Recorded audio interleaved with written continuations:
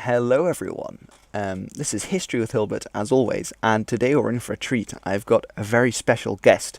In fact, on the show today we have Kevin from Lernende Old English, and we're going to be talking a little bit about Old English. I think it's absolutely fascinating. It's dead interesting, and I hope you're going to enjoy this. I know I will. So, how are you today, then, Kevin? Well, I'm quite good, thank you. Before I begin, I would like to say thank you for having me on the show. But Old English, what is Old English? Well, Old English is the language of the Anglo-Saxons. It was spoken from the 5th century to the 11th century. It was spoken in England and in lowland Scotland. As well, it's really important to point out that it is a Germanic language, and it's very similar to modern German, Dutch, Icelandic, and other Germanic languages. Okay, that's actually really interesting. So, for those of you who don't know, the term that Kevin used was Anglo-Saxon, and the Anglo-Saxons came from four different tribes, or some say more, but four main tribes that came from Northern Europe. So we have the Angles, the Saxons, the Jutes, and the Frisians. And these tribes all came over after the Romans left Britain, and they settled in Britain. Some people think it was more like a migration, like they came over and they were all happy and dandy with all the Celts. Other people don't quite think it was that nice and that they slaughtered all the Celtic population. But at the end of the day, we come across these Anglo-Saxon kingdoms. So in the north, we have the kingdom stretching down from about Edinburgh region to the Humber, which is called Northumbria because it's north of the Humber. Underneath Northumbria, we have the Kingdom of East Anglia, in what is now still called East Anglia, and no prizes for guessing which tribe settled in East Anglia. Then we also have the Kingdom of Wessex, which was inhabited by the Saxons, and the Kingdom of Mercia, which was also inhabited by the Anglians. That's right. That's right. And from these kingdoms is when Old English really emerged. I mean, and it's funny because Northumbrian dialect and Mercian dialect, they both come from, well, the Angles, and it's why they're termed today as the Anglian dialects. From in Northumbria, I should say, or Markna. These are the names of those kingdoms in Old English. And then in the south you have West Saxe, which is Wessex as we know today, and that kingdom and their dialect. Yeah. So, what are the main differences between these different dialects of Old English? Can you tell us a little bit about that? To start off briefly, that with the West Saxon dialect of Old English, that there's a usage of the word "on" as a preposition. Like, for example, like I'm going on the road, or going on this, I'm going on Going the on a box. rave, yeah. Yeah, or whatever you may pick. But as for the Anglian dialects, you have more of the usage of "in." So I'm going in somewhere. He was in the store, or he was in the lake. So and as well, another brief difference between the two is that in the Anglian dialects you have the usage of the verb to be in the context of like how we say we are and you are. Well, it's more prevalent in these dialects that you have thu art, or in some cases in Northumbrian dialect you have a thu art, or you have we aron, to say we are. And whereas in West Saxon it's more German, like I would imagine. It would be more like saying like we sin, like we are. As for Kentish, from what I know about it, I mean, it has more similarities to the Anglian dialects. Okay. Which is interesting. But Could this be because of the geographical location as well? Because of course kind the of, I Jutes and mean, Angles live close together, sort of thing. maybe. Well, the thing is with languages, the further you go back, the more similar they are, Mm.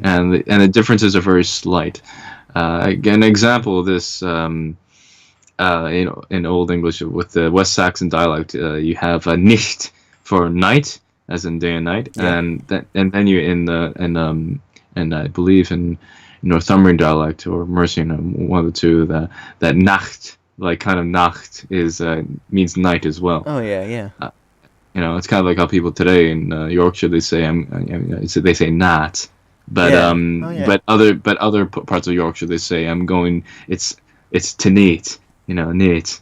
So I mean there are different variations. So, what type of a language was Old English?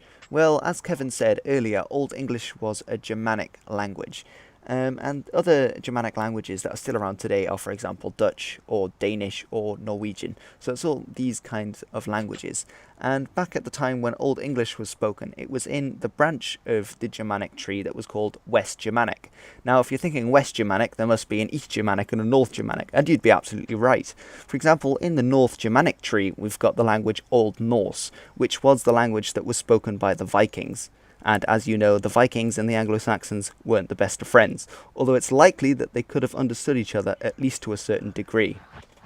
But this video is about Old English, and as such we'll be having a look at the West Germanic side of the Germanic language tree. And Old English is part of the Anglo-Frisian branch of the West Germanic tree. And English and Frisian today are like the most closest languages to each other. Many of the spellings and just the words are they're very similar. And for those of you who don't know, that Frisian is the language is spoken in northern Netherlands and in northern Germany. Yeah, absolutely. Like, for example, in Frisian there's the word beam, and beam is spelled B-E-A-M. And native English speakers will know that a beam can mean a beam of wood, and beam in Frisian means tree. So you see that the meaning is only slightly changed, Of course. Yeah. May I interject? Oh, of course, yeah. In Old English, Beam, it means tree as well, which is a cognate of modern German Baum. Yeah, so there you see, they're all connected because they're all Germanic trees. And especially if you look at Old English, you see the similarities with Frisian. Yes, exactly. In fact, non-English speakers, Germanic speakers, would actually pick up Old English much better. For example, with German speakers, I find that they would pick up Old English very fluently because Old English, like modern German, has three grammatical genders. You have a feminine, masculine, neuter. As well, you have the inflected case system, like nominative, accusative, genitive, dative. The only differences in that area is that Old English has a fifth inflected case, which is instrumental, which modern German doesn't have. Okay, so that's like German then, which would make it easier for Germans to grasp this concept of the different genders in the language, which modern English doesn't have anymore, does it? Exactly, yeah. And some of them are the same gender and the same spelling. So that sounds far too confusing for me. And as Kevin was saying, it's quite easy for German people to learn Old English. It's also quite easy for Dutch people to learn Old English because obviously Dutch and German are fairly similar, almost mutually intelligible, some would argue. And then by definition, if it's easy for Dutch speakers, it can also be quite easy for people who speak languages that came from Dutch. So, for example, Luxembourgish or Afrikaans, which was spoken by the descendants of Dutch settlers in South Africa, as well as Flemish, which is the variant of Dutch spoken in the area of Flanders in Belgium. And also it's quite easy for people who speak languages that come from German. So, for example, people living in Austria or Switzerland or the German part of Belgium, as well as languages like Yiddish, which is essentially a Germanic language with bits of Hebrew spread in.